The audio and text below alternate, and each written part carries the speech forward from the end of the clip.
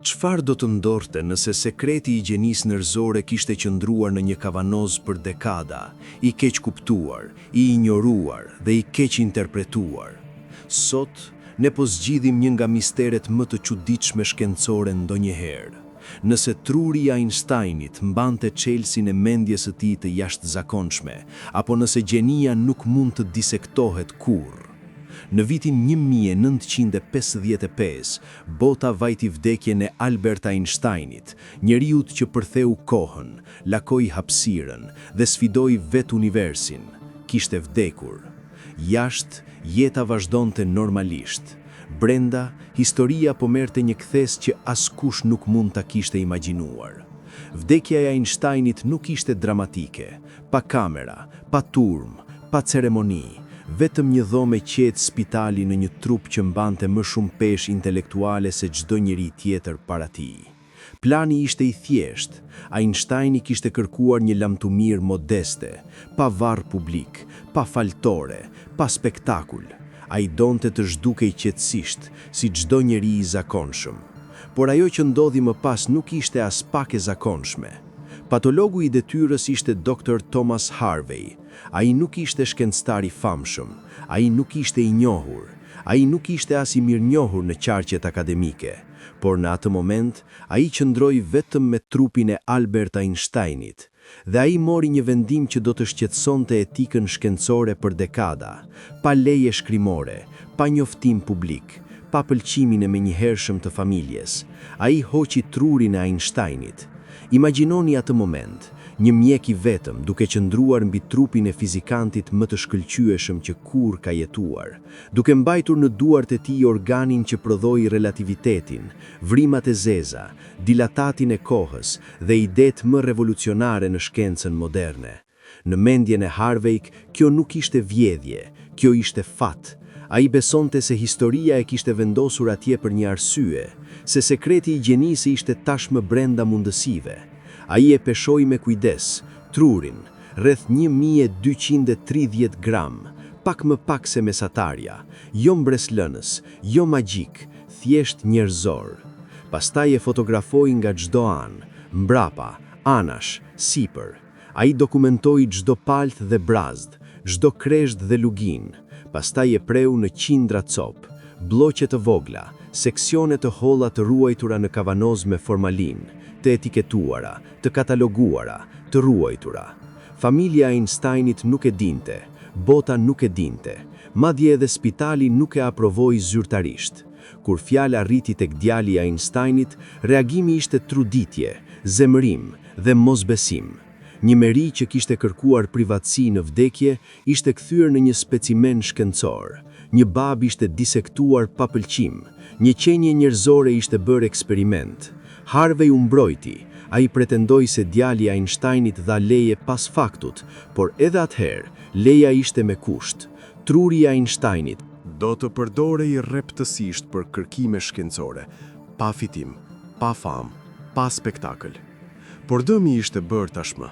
Lajmi u përhap, kritikët shpërthyen, debatet etike u ndezën.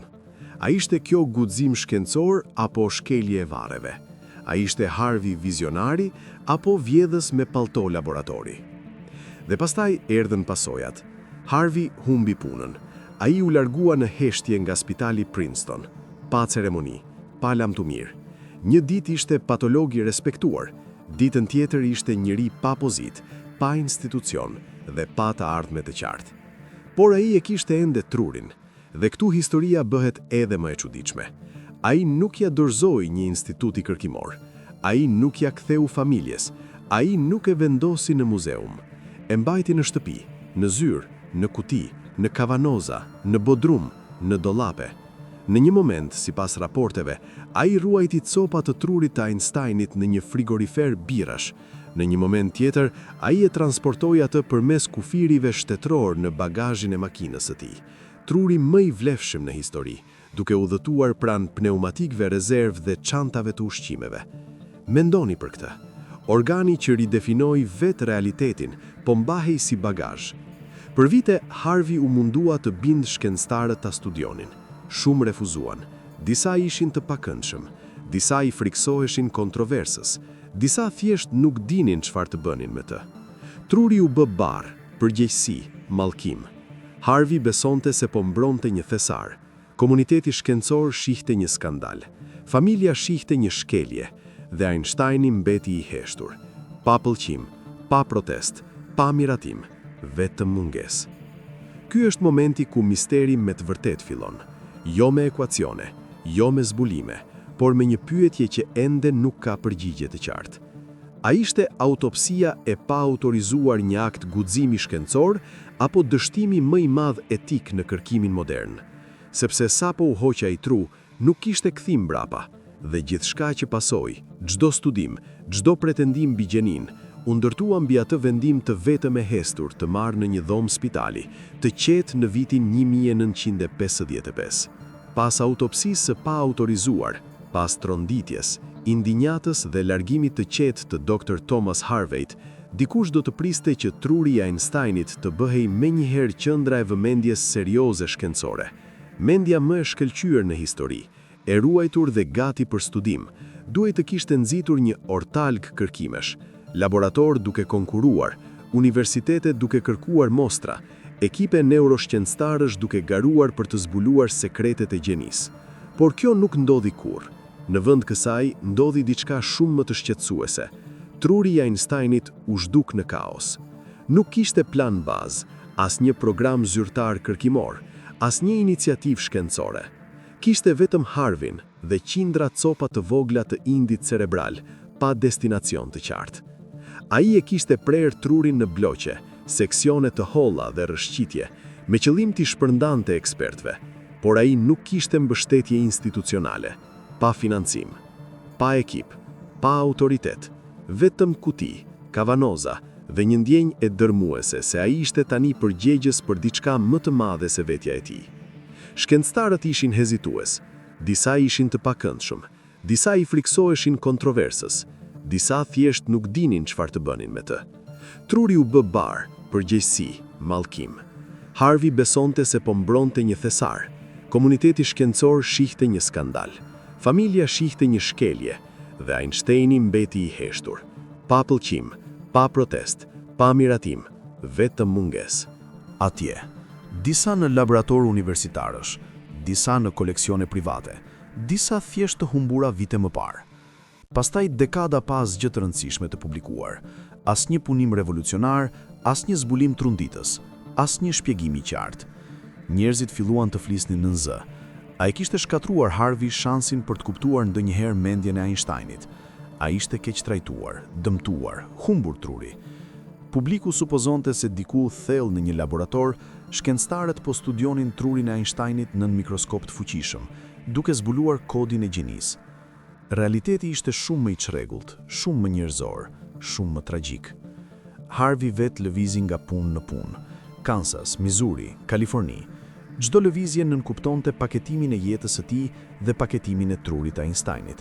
Kavanozët udhëtuan me të, rrëshqitjet e ndoqën, fragmentet kaluan kufit shtetëror her pas here pa ceremoni, pa siguri, pa mbikëqyrje. Në një moment i mbajti ato në një kuti kartoni, në një tjetër në një kuti share, në një tjetër në një dollap arkivimi të thjesht, pa roje, pa kasafort, pa arkiv me klim të kontrolluar, vetëm qelq, lëng dhe fat. Truri i njeriut që ndryshoi fizikën, trajtuar si letter paperwork e vjetër. Dhe pjesa më e keqe, madje edhe Harvey figoi të humbas rrugën. Cilat mostra ishin dërguar, cilat ishin kthyer, cilat ishin ende në ruajtje, cilat ishin zhdukur. Nuk kishte hartë. Dhe kjo është kuptimi i vërtetë i kësaj çaste. Një trup pa hartë nuk është vetëm një objekt i humbur, është një mundësi e humbur, një histori pa drejtim, një mister pa strukturë. Disa kërkues morën copa dhe nuk bën asgjë, qëndruan në sirtar për vite, të harruar, të injoruar. Të tjerë i ekzaminuan shkurtimisht dhe vazhduan tutje. Disa u munduan të studionin, por u mungonin mjetet moderne të imazhimit. Mbani mend, ky ishte shekulli i mesëm. Jo skenimi i avancuar, jo modelim digjital, vetëm mikroskop dhe hamendësim. Teknologjia thjesht nuk ishte gati. Kështu truri i Einsteinit priti. Ndërsa shkenca po nxitonte përpara, truri i tij mbeti i ngrirë në kohë dhe ngadalë, qetësisht, u bë fantazëm shkencore. I përmendur në biseda, i referuar në artikuj, por rralli parë, rralli studiuar, rralli kuptuar. Njerëzit supozonin se po mbrohej, njerëzit supozonin se po analizohej, njerëzit supozonin se misteri po zgjidhej, por në realitet po driftonte nga një laborator në tjetrin, nga një qytet në tjetrin, nga një raft i harruar në tjetrin. Kjo është ajo ku legjenda fillon të errësohet, sepse bota nuk humbi vetëm një njeri në vitin 1955, mund të ketë humbur shansin për ta kuptuar atë vërtet. Imagjinoni nëse shënimet e Leonardo da Vinci ishin shpërndarë nëpër botë pa regjistrim. Imagjinoni nëse ekuacionet e Newtonit ishin dërguar rastësisht të huajve. Imagjinoni nëse dramat e Shakespeare-it ishin prerë në pjesë dhe shpërndarë pa listë. Pikërisht kjo ndodhi me trurin e Einsteinit, një vepër pa katalog, një tresar pa kasafort, një udhëtim i çrregullt përmes historisë shkencore. Dhe me kalimin e viteve, një pyetje e frikshme u bë me zë. Çdo të ndodhte nëse qelsi më i madh i inteligjencës njerëzore nuk studionte, nuk mbrohej, nuk respektohej, por ngadalë po zhdukej në harres. Çdo të ndodhte nëse vetë gjenia po keq mësohej, dhe akoma më keq, çdo të ndodhte nëse askush nuk e vire. Sepse ndërsa bota festonte teoritë e Einsteinit, truri i tij po bëhej qetësisht një nga artefaktet më të çorganizuara në historinë shkencore, duke driftuar përmes kohës pa drejtim, pa udhëheqje dhe pa plan, duke pritur dikë, cilin do, t'i jepte fund kaosit dhe t'i sillte rend fragmenteve të një mendjeje që dikur kishte kuptuar vetë universin. Për dekada, truri i Einsteinit u ndodhte i fragmentuar, i shpërndar, i injoruar, i keq kuptuar. Por kur shkencëtarët modern filluan ta studionin seriozisht, ata nuk kërkonin magji, nuk kërkonin neurone ndritshme apo struktura mbinatyrore. Ata kërkonin dallime, udhëzues anatomik të heshtur dhe delikat që mund të shpjegonin si një mendje njerëzore mund të riformonte vetë realitetin. Dhe ngadalë, me kujdes, ato dallime filluan të shfaqen. Kur studiuesit vendosën seksionet e trurit të Einsteinit nën mikroskop dhe i krahasuan me trur njerëzor të zakonshëm, surpriza e parë ishte ajo që nuk gjetën. Truri i tij nuk ishte më i madh se mesatarja, nuk ishte më i rënd, nuk ishte më masiv. Në fakt, vetëm nga pesha, ishte pak më i vogël se truri tipik i mashkullit të rritur. Ai zbulim tronditi shumë njerëz, sepse për gjenerata kishin besuar se gjenia nënkuptonte më të madh, tru më i madh, kapacitet më i madh, fuqi më e madhe. Einsteini shkatërroi atë supozim. Kështu nëse nuk ishte madhësia, atëherë çfarë ishte? Përgjigja qëndronte në strukturë. Dhellë në palosjet e korteksit cerebral të tij, shkencëtarët vunë re modele të pazakonta. Sipërfaqja e trurit të tij kishte palosje më komplekse në rajone të caktuara, sidomos në zonat e lidhura me arsyetimin matematik, ndërgjegjësmërinë hapësinore dhe mendimin abstrakt. Këto palosje i quhen gjyri dhe sulci. Sa më shumë palosje, aq më e madhe sipërfaqja. Sa më e madhe sipërfaqja, aq më shumë hapësirë për neuronet të komunikojnë. Truri i Einsteinit nuk ishte më i madh, ishte më i dendur me mundësi. Një zonë që dallonte ishte lobi parietal. Ky rajon është përgjegjës për vizualizimin hapësinor, kuptimin e numrave, manipulimin e objekteve në mendjen tuaj dhe imagjinimin e lëvizjes. Është pjesa e trurit që ju lejon të rrotulloni forma në kokën tuaj, të imagjinoni dimensionet dhe të kuptoni si ekzistojnë gjërat në lidhje me njëra tjetrën. Lobi parietal i Einsteinit ishte i zhvilluar në mënyrë të pazakontë, jo vetëm pak, dukshëm. Shkencëtarët besojnë se kjo mund të shpjegojë eksperimentet e tij legjendare të mendimit. Kur Einsteini imagjinoi se ndiqte një rrezë drite, kur vizualizoi të hipen mbi foton, kur lakove hapësirën dhe kohën brenda mendjes së tij, ai nuk thjesht po mendonte, ai po shihte. Shumica e njerëzve mendojnë me fjalë. Einsteini mendonte me figura dhe truri i tij e pasqyronte këtë. Një zbulim tjetër e mahniti studiuesit. Dendësia e qelizave glia në rajonet të caktuara të trurit të Einsteinit ishte dukshëm më e lartë se normale. Qelizat glia nuk janë neurone, ato nuk transmetojnë informacion. Në vend kësaj, ato mbështesin, mbrojnë dhe ushqejnë neuronet. Ato veprojnë si ekipi i mirëmbajtjes së trurit, duke siguruar që neuronet të ndezin me efikasitet dhe të mbeten të shëndetshëm. më shumë që Liza Glia, nënkuptojnë mbështetje më të mirë. Mbështetje më e mirë nënkupton përpunim më të shpejt. Përpunim më i shpejt nënkupton mendim më të prehtë. Me fjalë të thjeshta, truri i Einsteinit mund të kishte infrastrukturë të brendshme më të mirë, jo rrugë më shumë, por rrugë më të lëmuara. Dhe andej erdhi ndryshimi strukturor më i fascinuesi të gjithëve. Einsteinit i mungonte një tip që gati çdo tru njerëzore ka, një strukturë e njohur si operkulumi parietal. Kjo është palosje që mbulon pjesërisht insulën, një rajon i përfshirë në perceptimin ndijor, emocionin dhe ndërgjegjshmërinë. Në trurin e Einsteinit, ajo palosje mungonte plotësisht. Kjo nënkupton që zonat e trurit të tij ishin më të ekspozuara, më të lidhura dhe potencialisht më të integruara se në truret tipik. Disa shkencëtar besojnë se kjo mund të kishte lejuar komunikim më të madh midis rajoneve që zakonisht ndahen. Me fjalë të tjera, truri i tij mund të kishte qenë më pak i ndarë në kompartiment.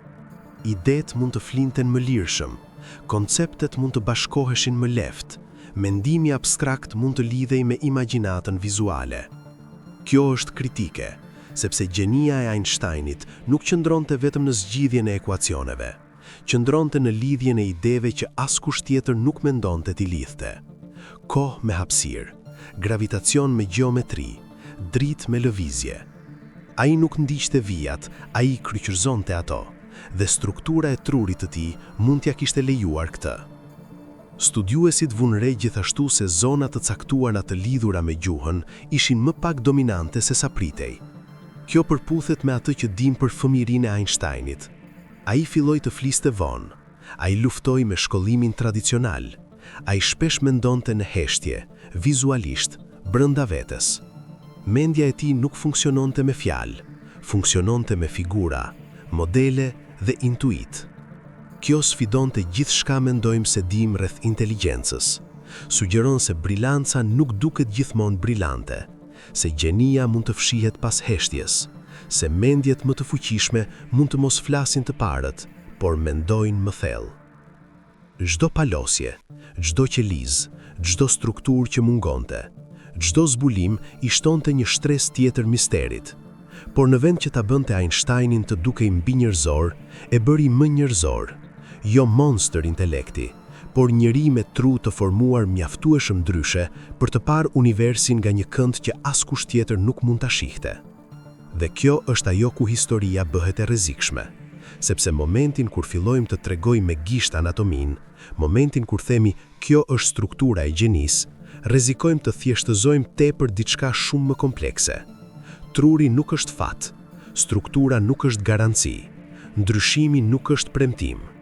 Miliona njerëz mund të kenë palosje të ngjashme, mijëra mund të ndajnë dendësi qelizore të ngjashme, disa madje mund t'ju mungojnë të njëjtat struktura, dhe megjithatë, vetëm njëri ishte Einsteini, që nënkupton se misteri i vërtet nuk është vetëm çfarë ishte ndryshe në trurin e tij, por si u përdorën ato dallime, si kurioziteti, rebelimi, imagjinata dhe obsesioni u bashkuan me biologjinë për të krijuar një mendje të aftë të rishkruaj realitetin.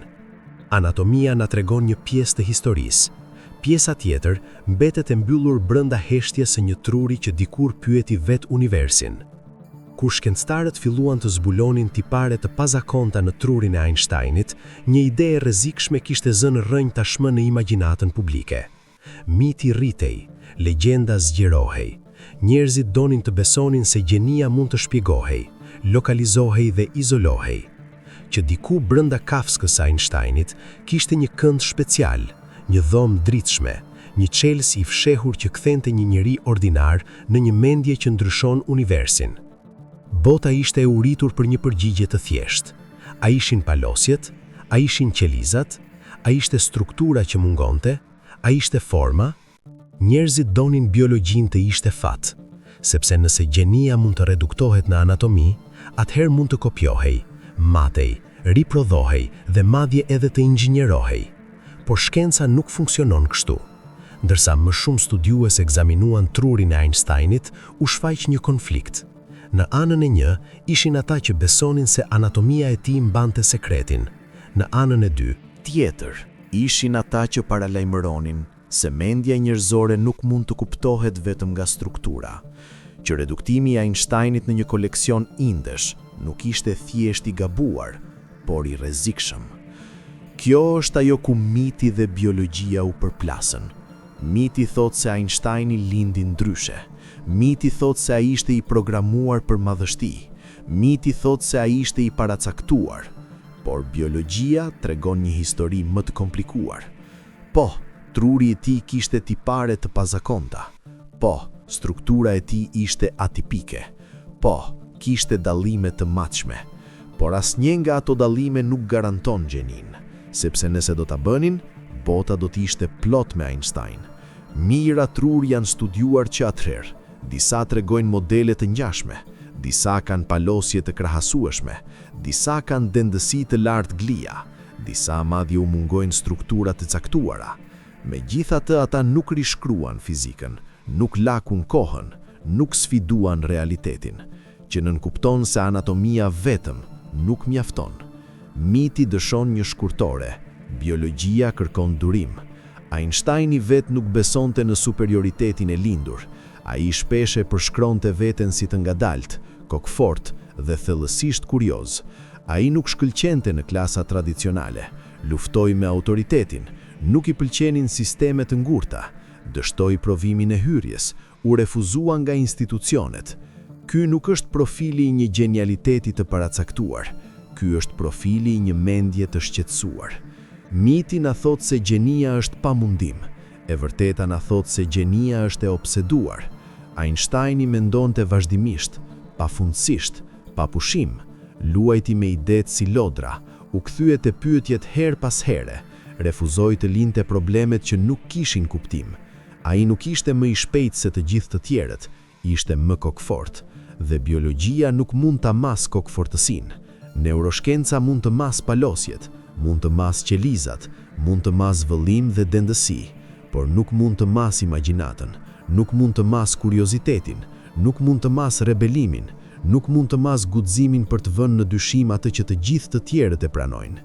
Kjo është ajo ku miti thyhet, sepse miti thot se Einsteini ishte special, biologjia thot se Einsteini ishte ndryshe, dhe realiteti thot se Einsteini ishte i vendosur. Kur njerëzit dëgjojnë për trurin e tij të pazakonshëm, imagjinojnë një dhuratë, por harrojnë vitet e dështimit, izolimin, talljen, refuzimin, idetë e panumërta që nuk quan askund, fletoret e mbushura me rrugë të gabuara. Gjenia nuk është vije drejt, është fush beteje, dhe biologjia nuk lufton beteja, njerëzit luftojnë.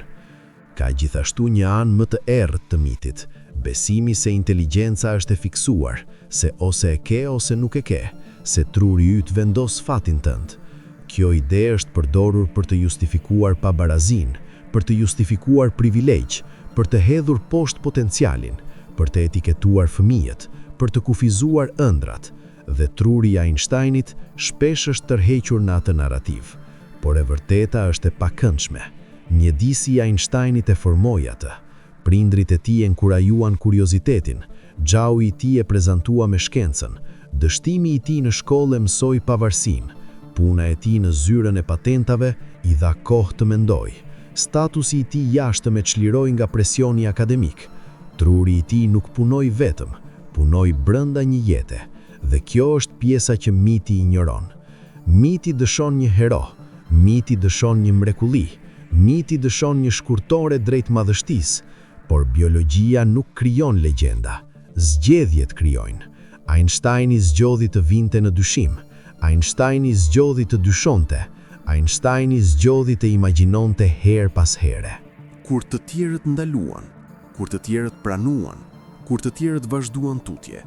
Kështu kur shikojmë trurin e tij, duhet të jemi të kujdesshëm, sepse çdo herë që themi kjo strukturë e bëri atë gjeni, fshijmë mundimin, fshijmë përpjekjen, fshijmë njeriun. Dhe Einsteini ishte thellësisht njerëzor, bëri gabime, mbajti mëri, injoron disa prova, hodhi poshtë disa ide, gaboi shumë herë, por vazhdoi të mendonte. Dhe kjo është diçka që asnjë mikroskop nuk mund ta kapë. Rreziku i vërtet nuk është keqkuptimi i trurit Einsteinit. Rreziku i vërtet është keqkuptimi i vetvetes. Besimi se inteligjenca është e kyçur, e fiksuar, e paracaktuar, e pa arritshme. Sepse momentin kur besojmë se gjenia është vetëm biologjike, heqim dorë nga rritja, heqim dorë nga të mësuarit, heqim dorë nga të bërit. Truri i Einsteinit ishte ndryshe, por mentaliteti i tij ishte revolucionar. Dhe kjo është pjesa që biologjia nuk mund ta shpjegojë. Kjo është pjesa që miti nuk mund ta kapë. Dhe kjo është pjesa që na sfidon ende sot. Kjo është pyetja që gëston çdo shkencëtar, çdo studiues, çdo mendje kurioze që ka parë ndonjëherë trurin e ruajtur të Einsteinit dhe ka pyetur: a i shpjegoi ky organ me palosjet e tij të pazakonta dhe strukturat që mungonin vërtet gjeninë e tij? A u zgjidh misteri pasi anatomia e tij u ekspozua? Apo u rrëshqit përgjigja nga duart tona momentin që u munduan ta kurthojnë në Indë dhe Qelq? Sepse sipërfaqe, tundimi është i papërmbajtshëm. Duam një shkak, duam një arsye, duam një shpjegim të qartë që thotë: këtu, kjo është arsyeja pse ai ishte ndryshe. Mendja njerëzore është programuar për të kërkuar modele, dhe mendja e Einsteinit është modeli më i madh i të gjitha modeleve. Por shkenca nuk është tregim dhe gjenia nuk është formulë. Kur neuroshkencëtarët modern rishikuan trurin e Einsteinit me mjetet avancuara dhe kuptim më të thellë, ata shpresonin ta mbyllnin çështjen përfundimisht, të tërhiqnin një vijë të drejtë midis strukturës dhe shkëlqimit, të thonin: kjo palosje shkaktoi këtë ide, kjo dendësi qelizore krijoi këtë njohuri, kjo strukturë e munguar lejoi këtë kërcim. Por vija kurrë nuk mbeti e drejtë. Çdo zbulim ngriti një tjetër pyetje. Po, lobi parietal i tij ishte i pazakonshëm. Po, lidhjet neurale ishin të dendura. Po, truri i tij tregonte shenja të integrimit të lartë. Por asnjë nga këto tipare nuk ekziston i izoluar. Truri njerëzor nuk është makinë ndërtuar nga pjesë të pavarura. Është rrjet i gjallë i formuar nga përvoja, mjedisi, emocioni dhe përsëritja. Truri nuk lind i plotësuar, ndërtohet. Çdo mendim e ndryshon atë, çdo habit e riformos atë, çdo obsesion e rindërtoi atë. Einsteini nuk trashëgoi thjesht një tru gjenie, ai e trajnoi, ai e torturoi, ai e zgjodhi. Ai refuzoi ta lindte të pushonte. Ai jetoi brenda pyetjeve, u kthye tek problemet që mundin të tjerët. Rireglikoi skenaret në mendjen e tij derisa u hapën. Neuroplasticiteti, aftësia e trurit për të ndryshuar vetveten, është një nga forcat më të fuqishme në biologjinë njerëzore, dhe Einsteini e përdori pa pushim. Kështu kur shkencëtarët pyesin a i shpjegoi truri gjeninë e tij, ata gjithashtu pyesin çfarë erdhi pari, struktura apo mundimi. Sepse ka një mundësi tjetër, një më të shqetësuese. Çfarë do të ndodhte nëse truri i Einsteinit dukej siç dukej për shkak të mënyrës se si mendonte? Çfarë do të ndodhte nëse palosjet u thelluan sepse ai vizualizonte vazhdimisht? Çfarë do të ndodhte nëse lidhja u forcua sepse ai u obsedua pafundësisht? Çfarë do të ndodhte nëse integrimi u rrit sepse ai refuzonte të ndante idet në kompartiment? Në atë rast, gjenia e tij nuk erdhi nga truri. Truri i tij erdhi nga gjenia e tij. Kjo e rrotullon tër narrativën. Në vend të qenit dhurat, truri i tij bëhet regjistër, histori fizike e një mendjeje që kurrë nuk ndaloi të shtyej, hartë e një jete të kaluar duke vënë në ndryshim vetë realitetin. Dhe ajo mundësi ndryshon gjithçka, sepse nënkupton se gjenia nuk zbulohet thjesht, por ndërtohet. Çdo herë që Einsteini imagjinoi të hipte mbi një rrezë drite, truri i tij u adaptua. Çdo herë që lakon hapësirën në mendje, neuronet e tij u rirregulluan. Çdo herë që sfidoi autoritetin, shtigjet e tij neurale u forcuan. Truri u përgjigjet përdorimit, dhe Einsteini e përdori me një intensitet shumë më të madh se shumica e njerëzve ndonjëherë do ta bëjnë. Kjo nuk është romantike, kjo është biologjike. Truri rritet atje ku sfidohet. Kështu kur shikojmë anatominë e tij të pazakonshme, mund të mos jemi duke parë shkakun e shkëlqimit të tij. Mund të jemi duke parë pasojën e tij. Dhe kjo është një ide shumë më e fuqishme, sepse nënkupton se gjenia nuk fshihet në një palos, ajo forjohet në përpjekje. Einsteini vetë tha një herë se nuk kishte talent special, vetëm kuriozitet pasionant.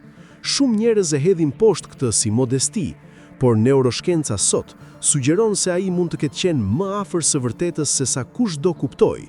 Kurioziteti nxitet nga eksplorimi, eksplorimi nxitet nga përsëritja, përsëritja nxitet nga rindërtimi dhe rindërtimi ndryshon strukturën. Kjo nënkupton se truri i tij nuk ishte mrekulli, ishte fush beteje, vend ku idet luftuan, ku dyshimet u përplasën, ku imagjinata sfidoi logjikën. Dhe me kalimin e kohës, ai konflikt formoi terrenin. Kështu ai shpjegoi truri gjenin e tij vetëm pjesërisht, sepse biologjia siguroi kanavacën, por Einsteini pikturoi piton. Dhe ka diçka thellësisht shqetësuese në këtë për njerëz që duan përgjigje të lehta, sepse heq justifikimin, heq mitin, heq rehatin e besimit se madhështia është e rezervuar për disa të fortunat. Sugjeron se mendjet nuk lindin të përfunduara, ato ndërtohen në heshtje, ndërsa të tjerët pushojnë, ndërsa të tjerët pranojnë, ndërsa të tjerët vazhdojnë tutje. Einsteini mbeti me pyetjet, mbeti me pakënaqësinë, mbeti me konfuzionin, dhe truri i tij ndryshoi për shkak të kësaj. Kështu kur shkencëtarët mbajnë trurin e tij lart dhe thonë, "Shikoni, këtu është ndryshimi", ata mund të pohumbin pikën. Ndryshimi i vërtet nuk ishte në ind, ishte në ngulësim, jo në strukturë, por në mundim, jo në anatomi, por në qëndrim. Dhe kjo është pjesa që asnjë autopsi nuk mund ta kap. Kjo është pjesa që asnjë mikroskop nuk mund ta zbulojë. Kjo është pjesa që mbetet e padukshme, madje edhe në trurin më të famshëm në historinë njerëzore. Kur shkencëtarët filluan të ekzaminonin seriozisht trurin e Einsteinit, një tension i qetë por të fuqishëm kishte tashmë marrë formë. Nuk kishte të bënte me neuronet apo palosjet, nuk kishte të bënte me qeliza apo struktura, kishte të bënte me diçka shumë më të pakëndshme. Pyetja që askush nuk donte ta përgjigjej të drejtë për drejti. A e kaloi shkenca një kufi? Sepse përpara se truri i Einsteinit të bëhej subjekt kërkimi, ai ishte pjesë e një njeriu, një babi, një bashkëshorti, një qenie njerëzore që kishte kërkuar në mënyrë eksplicite privatësi dhe vdekje. Ai nuk donte varr, ai nuk donte monument, ai nuk donte që trupi i tij të kthehej në spektakël, ai donte të zhdukej. Dhe megjithatë këtu ishte truri, i prerë, i ruajtur, studiuar, kaluar nga dora në dorë. Kontradikta është e pamundur të injorohet. Shkenca thot se dija duhet ndjekur. Etika thot se pëlqimi duhet respektuar. Dhe në rastin e Einsteinit, ato dy vlera u përplasën. Dr. Thomas Harvey besonte se po vepronte në emër të njerëzimit. Ai besonte se shansi për të studiuar mendjen më të madhe në histori te i kalonte kufit tradicional. Ai besonte se brezat e ardhshëm do ta falenderonin. Ai besonte se qëllimet e justifikonin mjetet, por besimi nuk fshin përgjegjësinë. Einsteini nuk nënshkroi formularin e pëlqimit. Einsteini nuk kërkoi që truri i tij të studiohej. Einsteini nuk u vullnetarizua të bëj specimen. Vendimi u mor për të, dhe kjo është ajo ku fillon pakëndshia. Sepse nëse justifikojmë këtë, ku ndalojmë? Nëse gjenia lejon përjashtim, atëherë kush vendos se kush është mjaftueshëm i jashtëzakonshëm për të humbur të drejtat e tij? Nëse shkëlqimi bëhet burim, atëherë a fillojmë t'i shohim njerëzit si pronë, si potencial, si mundësi biologjike? Këto nuk janë pyetje filozofike, janë reale dhe kanë rëndësi. Gjatë historisë, shkenca ka kaluar kufit etik në emër të progresit, por është marrë pa pëlqim, eksperimente të kryera pa leje, komunitete të shfrytzuara. E kaluara është plot me shembuj të dijes së fituar me koston e dinjitetit njerëzor. Dhe truri i Einsteinit qëndron në mënyrë të pakëndshme afër asaj historie. Disa argumentojnë se djali i tij dha leje eventualisht, por madje edhe ajo leje erdhi pas aktit, pas heqjes, pas shkeljes, dhe edhe atëherë ishte me kusht. Ishte menduar për studim shkencor respektues, jo dekada ruajtje në kuti, jo transport në bagazhiere makinash, jo shpërndarje rastësishme tek studiuesit. Pëlqimi pas faktit nuk është pëlqim, është kontrolli i dëmit. Dhe kjo është ajo ku historia bëhet edhe më e komplikuar, sepse nuk mund ta mohojmë vlerën shkencore, nuk mund të mohojmë njohuritë, nuk mund të mohojmë progresin. Studimet e trurit të Einsteinit kanë kontribuar në neuroshkencë, kanë ngritur pyetje të reja, kanë sfiduar supozimet, kanë thelluar kuptimin. Kështu, a ishte e gabuar? Ky është kurthi etik. Nëse rezultati është pozitiv, a e falim procesin? Nëse dija fitohet, a justifikojmë metodën? Nëse njerëzimi përfiton, A injorojmë individin? Këto janë pyetje të rrezikshme, sepse sapo pranojmë se madhështia justifikon ndërhyrjen, fillojmë t'i trajtojmë njerëzit si mjete, dhe sapo njerëzit bëhen mjete, etika shëmbet. Einsteini vetë paralajmëroi këtë. Ai friksohej idhullizimit, ai friksohej të kthehej në simbol, ai friksohej të bëhej diçka më pak se njerëzor. Ai donte të kujtohej për idetë e tij, jo të adhurohej për ekzistencën e tij. Dhe megjithatë, në vdekje, trupi i tij u kthye në objekt obsesioni. Këtu ka një ironi të thellë. Njeriu që riformoi kuptimin ton të tohës në hapësirës, humbi kontrollin mbi hapësirën e tij fizike. Njeriu që vlerësonte pavarësinë, u bë pronë. Njeriu që rezistonte autoritetit, pati dëshirat e fundit të kapërcyera, dhe të gjitha në emër të kuriozitetit. Komuniteti shkencor debaton ende. Disa e mbrojnë Harvin, disa e dënojnë, disa e shmangin temën krejtësisht. Por heshtja nuk fshin pyetjen. A duhet që trashëgimia e një qenie njerëzore të përfshijë të drejtën për t'u lënë të qetë, apo madhështia e heq atë të drejtë? Nëse themi po, atëherë askush nuk është vërtet i lirë në vdekje. Nëse themi jo, atëherë shkenca ka kufi, dhe kufit janë të pakëndshëm për progres. Kjo është arsyeja se truri i Einsteinit nuk është thjesht një artefakt shkencor, është pasqyrë etike. Na detyron të shikojmë veten dhe të pyesim çfarë vlerësojmë më shumë: dije apo dinjiteti, zbulimi apo pëlqimi, progresi apo respekti, sepse sapo vendosim se disa njerëz janë shumë të rëndësishëm për t'u lënë të paprekur, hapim një derë që nuk mund të mbyllet lehtësisht. Einsteini ndryshoi botën, por ai ishte ende njeri, dhe njerëzit nuk janë eksperimente. Fascinimi me trurin e tij zbulon diçka shqetësuese rreth nesh. Uria jonë për të kuptuar, nevoja jonë për të shpjeguar, obsesioni ynë me origjinat, dëshira jonë për të zotëruar madhështinë. Ne nuk donim thjesht të dinim si mendoi Einsteini, donim ta mbanim, ta përmbanim, ta zotëronim. Dhe kjo është ajo ku shkenca dhe natyra njerëzore ndërthuret në mënyra të pakëndshme. Kurioziteti nxitet nga progresi, por mund të verbërojë gjithashtu. Dhe në rastin e trurit të Einsteinit, vija midis admirimit dhe shkeljes u bë rrezikshme hull. Sepse ndërsa festojmë dijen e fituar, duhet gjithashtu të pranojmë koston. Dëshira e fundit e një njeriu e injoruar, privatësia e një familje e shqetësuar, një trup i kthyer në fush beteje debatesh. Kjo nuk është histori rreth një truri, kjo është histori rreth pushtetit. Kush vendos çfarë ndodh me ne ku shkojmë? Kush kërkon trashëgimin ton, kush e përcakton vlerën ton. Einsteini i dha botës idetë e tij, ai nuk i dha botës trupin e tij. Dhe ajo dallim ka rëndësi, sepse nëse madje mendja më e madhe në histori nuk mund ta mbronte mbetjet e veta, çfarë thot kjo rreth ne shtjerëve? Çfarë thot rreth sa larg jemi të gatshëm të shkojmë në emër të dijes? Dhe çfarë thot rreth çmimit që jemi të gatshëm të paguajmë për përgjigje që ndoshta nuk do t'i kuptojmë kurrë plotësisht. Kështu ja ku jemi, në fund të një historie që filloi në një dhomë spitali të qetë dhe u shtri nëpër dekada polemikash, konfuzioni, zbulimi dhe debati. Një histori jo thjesht rreth një truri, por rreth asaj çfarë do të thotë të jesh njeri. Truri i Einsteinit u pre, u ruajt, u studiua dhe u analizua. U pesh, u fotografua, u krahasua dhe u vë në dyshim. Shkencëtarët e kërkuan modele, bota e kërkoi kuptim. Të gjithë donin të njëjtën gjë, një shpjegim. Por ajo që ky udhëtim na ka treguar vërtet, është diçka shumë më shqetësuese dhe shumë më e fuqishme, që gjenia nuk është çelës, nuk është ndarje fsheft, nuk është organ i fshehur duke pritur të gjendet. Është përplasje midis biologjisë dhe përvojës, midis kuriozitetit dhe guximit, midis imagjinatës dhe ngulmimit. Truri i Einsteinit ishte ndryshe, por edhe jeta e tij ishte ndryshe. Gjithashtu zgjedhjet e tij, gjithashtu refuzimi i tij për të pranuar kufitë e vendosur para tij. Ne shikuam brenda kokës së tij, duke shpresuar të gjenim burimin e madhështisë së tij. Dhe në vend të kësaj, gjetëm pasqyrim të sa pak kuptojmë rreth mendjes njerëzore dhe sa dëshpërimisht duam përgjigje të thjeshta për pyetje komplekse. Ndoshta mësimi i vërtet nuk është ajo që zbuluan shkencëtarët pas vdekjes së tij.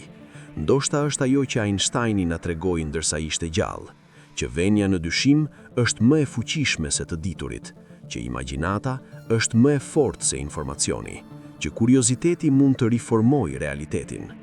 Truri i Einsteinit nuk e ndryshoi universin, tentimi i tij e bëri. Dhe kjo nënkupton se trashëgimia e vërtetë e Einsteinit nuk është duke ulur në një kavanoz të ruajtur në formalin. Është gjallë. Çdo herë që dikush guxon të pyes, çfarë do të ndodhte nëse? Çdo herë që dikush sfidoi atë që të gjithë të tjerët akseptojnë, çdo herë që dikush refuzon të ndalojë të mendojë. Sepse zbulimi më i madh që Einsteini na dha ndonjëherë nuk ishte teori, ishte leje.